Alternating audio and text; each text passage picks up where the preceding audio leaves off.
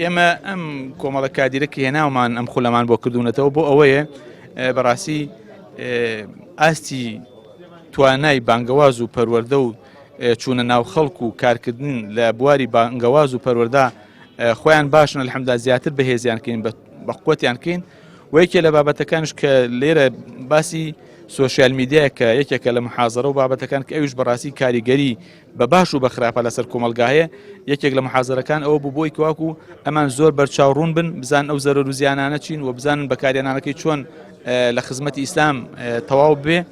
ئەمڕۆ ئەنجومەنی بانگواز و پەروەردە ئەرسا بەکردنەوەی خولێکی پەروەردەی بەژە نائخوی فورقان لەژێر دروشمی پەروەردەیەکی ئیسلامی دروست ئامانجمانە.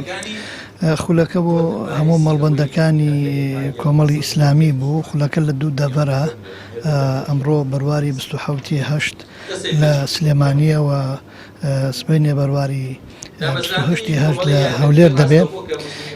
ئەوانەی کە بەشداری ئەم خولە دەکەن کارگەری پەروەردە و بانگەوازی مەڵبەندەکان و بەرپرسی ئەنجومەنەکان لەگەڵ کارگەری پەروەردە و بانگەوازی ئەنجومەنەکان تێدا بەشدارن لە سەرجەم مەڵبەندەکان. پێنج جوانە لە خولەکە دەخوێنرێ کە ئەمڕۆ تا سەعات 4:30 بەردەوامە.